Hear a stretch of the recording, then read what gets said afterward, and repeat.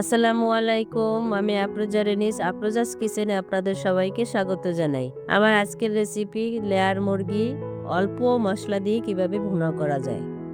এখানে আমি 2 কেজি ওজনের একটি মুরগি নিয়েছি। এর জন্য একটা বাটিতে হলুদের গুঁড়া 1 চামচ, মরিচের গুঁড়া 1 চামচ লবণ, 1 চামচ জিরা, 1 চামচ আদা বাটা, 1 চামচ রসুন এবং পেঁয়াজ বাটা, কিছু পানি দিয়ে ভালো করে মাখিয়ে নিয়েছি।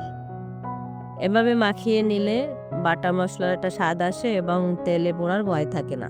এখন আমি চুলায় একটা ফ্রাই প্যান বসিয়ে কিছু তেল দিয়ে 1 কাপ তেল দিয়েছি, সাথে পেঁয়াজ দিয়েছি পেঁয়াজটা বেরেস্তা করার জন্য। আমার এখন পেঁয়াজটা বেরেস্তা করা হয়ে গিয়েছে। আগে থেকে এই যে মাখিয়ে রাখা মশলাটা দিয়ে দিয়েছি। এটা 2 মিনিটের মতো ভালো করে কষিয়ে নিতে হবে মিডিয়াম আঁচে।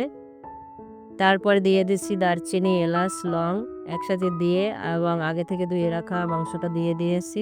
এরপর কষিয়ে নিতে হবে 10 মিনিটের মতো। আপনাদের কাছে যদি আজকের আমার এই রান্নাটি ভালো লাগে চাইলে আমাকে একটা লাইক করে দিতে পারেন। আর বেশি ভালো লেগে থাকলে আমার চ্যানেলটি সাবস্ক্রাইব করে আমার পাশে থাকতে পারেন। এভাবে তারপরে 15 মিনিটের মতো কষিয়ে ঢেকে দিতে হবে।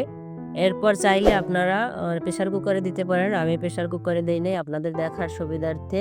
এখানে আমি 2 কাপের মতো ফুটন্ত গরম পানি দিয়ে একবার কষিয়ে নিয়ে তারপরে আবার 2 কাপ ফুটন্ত গরম পানি দিয়ে এখানে ওঠানোর আগে মাংসটা সিদ্ধ হওয়ার 15 মিনিট আগে পেঁয়াজ বেরেস্তাটা দিয়ে দিচ্ছি।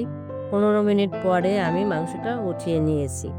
এই যে ফাইনাল লুক, দেখতে কেমন হয়েছে জানাতে ভুলবেন না। সবাই ভালো থাকেন। আল্লাহ হাফেজ।